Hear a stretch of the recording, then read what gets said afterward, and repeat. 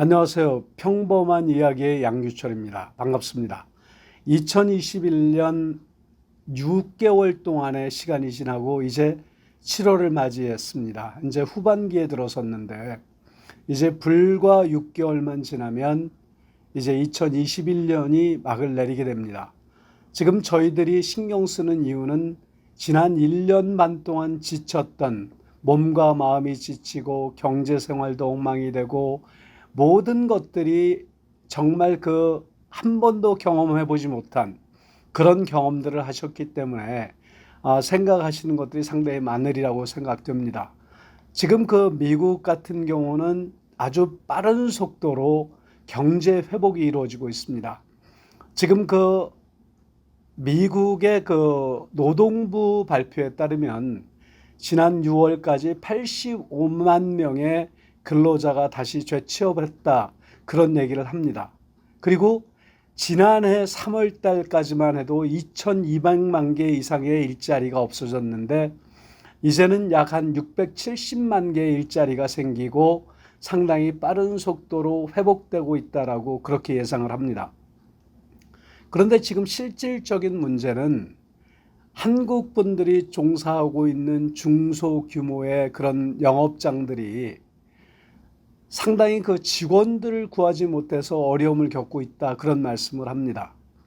지금 그 문제는 연방에서 제공하는, 그리고 주정부에서 제공하는 실업수당 때문인데 이런 것들이 이제 9월 초순이면 사라지게 됩니다. 그렇게 되면 또 모르죠. 연방에서 어떤 조치를 취해서 좀 더 연장이 될지 어떨지는 모르겠지만 이제는 슬슬 준비를 해야 되고, 또 일자리를 지금 구인 활동을 하지 않으면 이제는 실업수당을 중지하겠다라는 그런 얘기도 나옵니다. 이런 것들을 비춰볼 때 이제는 모든 것들이 정상적으로 갈 것이면은 틀림이 없습니다만 얼마 동안의 시간이 걸릴지, 또 어느 정도의 회복이 될지, 그런 것들이 문제가 아닐 수 없습니다. 지금 주가들을 보시면 작년 8, 9월까지 상당히 가파른 속도로 오르다가 지금 고쯤에서 지금 멈춘 상태로 있습니다.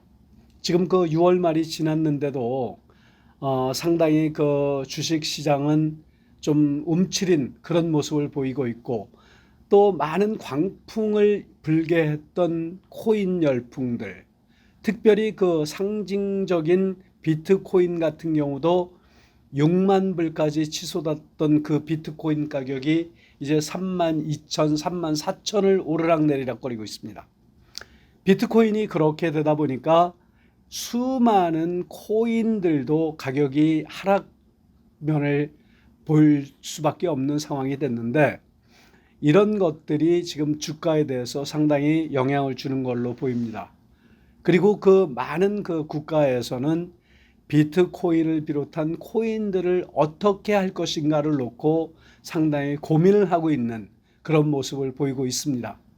앞으로는 물론 세상이 바뀌고 젊은 사람들이 디지털 암호화폐를 이용한 쇼핑이라든지 이런 것들이 이루어지기 때문에 분명히 코인이나 이런 것들은 아마 살아남기는 살아남을 겁니다. 그렇지만 어느 정도나 가격이 오르고 어느 정도까지 광풍을 일으킬지 아무도 예측할 수 없어서 그런 것들이 좀 안타깝습니다. 그리고 지금 주택 문제를 보시면 이제 좀 프리즈 되는 그런 쿨다운 되는 그런 모습을 보이고 있는데, 지금 같은 경우는 집을 내놓는 사람도 적고 사겠다라는 사람도 적기 때문입니다. 지금 주택 같은 경우는 작년 시점, 그러니까 코로나 이전 수준으로 봤을 때 인건비를 비롯한 자재값이 상당히 많이 올랐습니다. 그리고 건축업에 종사하는 많은 오너들은 일꾼들을 구하지 못해서 상당히 어려움을 겪고 있고, 그러다 보니까 공사 비용이 인상되는 그런 역할을 하고 있습니다. 그리고 원자재 값은 말할 수도 없는 상황입니다. 지금 건축 자재비가 약 한 400%에서 500% 정도 올랐다라는 그런 얘기가 나오는데, 지금 통계에 따르면 목재 가격만 해도 개인 주택을 짓는데 3만 6천 불 정도 인상된 가격에, 그리고 콘도나 다주택, 다가구 주택을 짓는데 약 한 13,000불 정도의 인상 요인이 발생했다고 합니다. 그리고 지금 식당이나 모든 그 중소기업을 하는 분들은 직원을 구하지 못해서 상당히 전전긍긍하고 계십니다. 결국은 이런 것들이 물가 상승이나 인건비 상승으로 그렇게 올라가고 있고, 미국도 지금 연준에서는 상당한 그 준비를 하고 있습니다. 이자를 얼마나 올릴 것인가, 그리고 앞으로 어떻게 할 것인가에 대해서 상당히 그런 그 문제를 제기하고 있는데, 최근 그 도이치뱅크에서는 투자자들이 꼽는 3대 리스크가 예상보다 높은 인플레이션이나 코로나19의 변이, 그 다음에 중앙은행의 통화정책의 오류의 가능성이, 그게 상당히 리스크가 높은 요인 중에 하나라고 꼽고 있습니다. 실제로 물가 상승이 지속적으로 될 것인지, 아니면 그 물건들을 공급하지 못해서 일어나는 일시적인 상황인지에 대한 그런 의견이 분분합니다. 연준의 주장에 따르면 일시적인 것이라고 생각을 하고 있는데, 만약에 이런 것들이 회복될 수 있는 것이 바로 2021년 하반기입니다.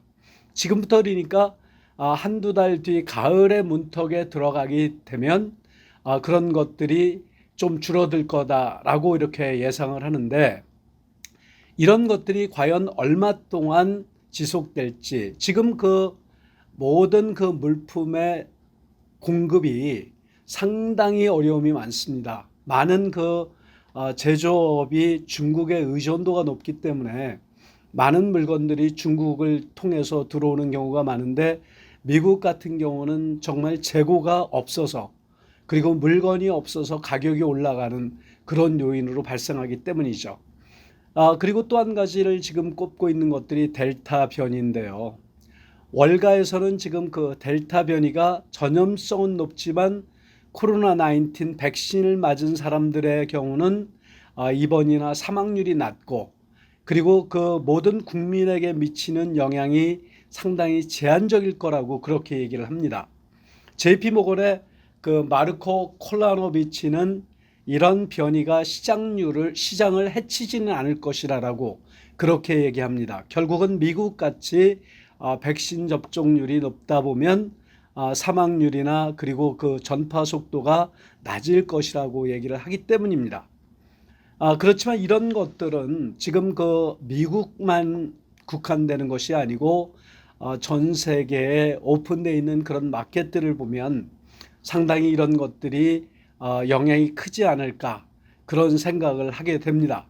그리고 그 연준 리스크 같은 경우는 앞으로 그 어떠한 그 중대한 위협적인 요소로 우리에게 올 것을, 그런 것들에 대한 그 대처 같은 것들이 상당히 중요한데요. 이런 그 지금까지의 연방에서 돈을 풀어서 상당히 그 통화를 상당히 그 늘렸는데, 이런 것들을 갑자기 줄이거나 이런 것들을 긴축하기 위해서 이자율을 올린다든지 이런 그 일련의 조치들이 일어날 경우에는 상당히 그 경제적인 충격이 클 것이다, 그렇게 생각을 한다고 합니다. 그러니까 자산 매입 축소라고 불리는 테이퍼링에 대해서 상당히 그 신경을 쓰고 향후 시장에 대해서 어떻게 할 것인지 그렇게 생각한다고 합니다. 그리고 그 지금 보면 이자가 너무 싸기 때문에 이자율을 올릴 것이라는 그런 그 만지작거리는 그런 얘기가 나오는데, 결국은 국채 금리에 어떤 일이 발생할 것인지, 이런 것들이 전 세계적인 경기 회복에 흐름에 어떤 그 영향을 주지 않을까, 그렇게 생각을 하고 있습니다.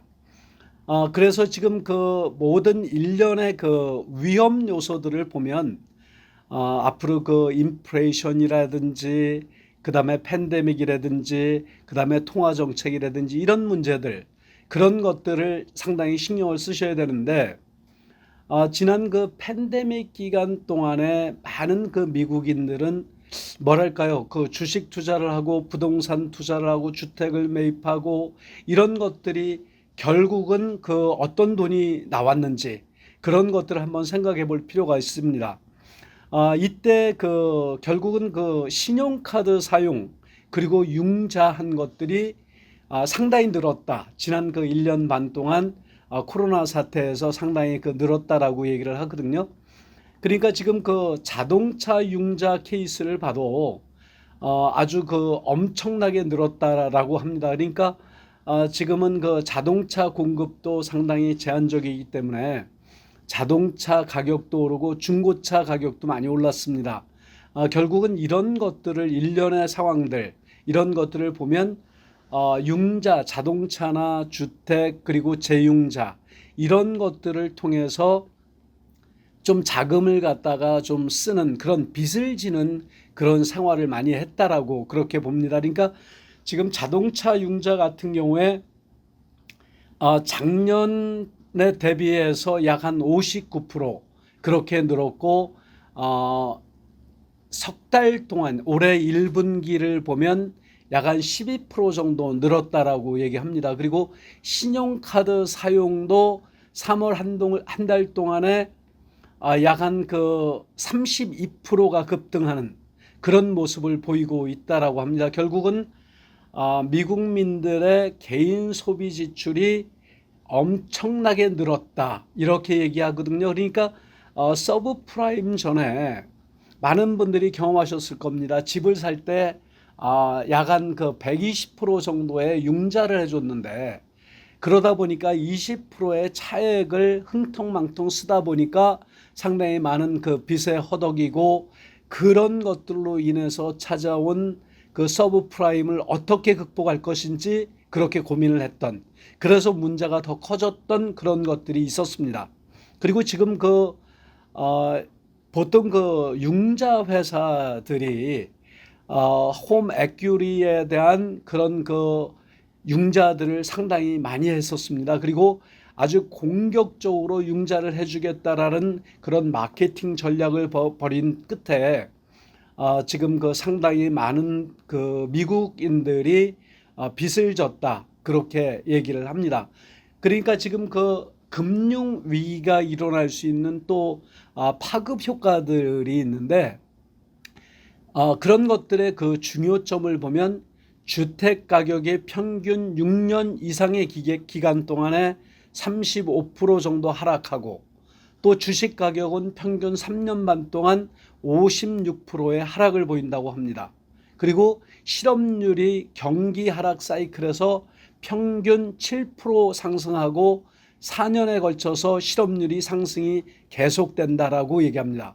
그리고 국가의 부채는 급증한다라고 그렇게 얘기합니다. 이런 그 세 가지의 요소들이 금융 위기의 파급 효과를 불러들이는 그런 결과라고 그렇게 얘기합니다. 그러니까 지금 그 많은 분들이 부동산 투자를 해야 될 것이냐, 주식 투자를 해야 될 것이냐, 그리고 앞으로 자기가 하고 있는 그런 사업에 대해서 어떻게 할 것이냐에 대해서 생각들이 많으실 건데 10년 전까지만 해도 우리가 생각할 때 주가하고 부동산 가격은 반비례한다라고 생각했습니다. 그러니까 주식과 부동산들이 그 뭐랄까요 돈을 바로 만들 수 있는 환급성 그러니까 바로 캐시를 만들 수 있는 그런 거에서 어떤 게 더 빠르냐 이런 것들에 대한 것들을 생각을 했었죠. 그러니까 주식은 오늘 팔면 바로 현금으로 회수할 수 있지만 부동산 같은 경우는 시간의 차이가 있기 때문에 어떻게 팔려고 해도 바로 팔리지 않으면 현금이 그 잠기는 그런 결과가 있었다라고 생각을 했는데 최근 들어서는 주식과 부동산이 같이 오르고 같이 떨어집니다. 그래서 이런 것들을 보면 지금 금리가 하나의 그 주식과 부동산의 가격을 결정짓는 가장 큰 요소가 될 겁니다. 그러니까 금리가 낮아지고 그러면 주식과 부동산 쪽으로 돈이 몰리죠. 그리고 그 돈이 빠지고 이자가 올라간다 그러면 결국은 그 돈이 은행을 통하거나 다른 곳으로 간다라는 그런 얘기가 있는데 지난해 같은 경우는 미국 경기의 어떤 회복하는 데 가장 큰 원동력이 주식과 부동산입니다. 작년도 그 팬데믹 기간 중에도 미국 경기가 그나마 이렇게 움직일 수 있었던 이유는 약 한 13%, 그러니까 지금 많은 분들이 한 25% 정도 부동산 가격의 인상 요인이 있었다라고 보는데, 그런 것들이 미국 경기를 그나마 마지막까지 지탱했던 그런 얘기라고 보시면 되겠습니다. 그리고 주식은 경기 선행지수이고 부동산은 경기 후행지수다라고 그렇게 얘기했던 것들이 이제는 점점 바뀐다라고 보시면 됩니다. 그러니까 주식 같은 경우는 앞날을 보고 경기 전망을 예상해서 가격이 오르고 내리죠. 그렇지만 이런 것들을 예측을 할 수 없기 때문에, 그래서 사람들이 증권에 관련된 아니면 경제에 관련된 정보에 상당히 예민해지는 그런 거라고 보시면 되겠습니다.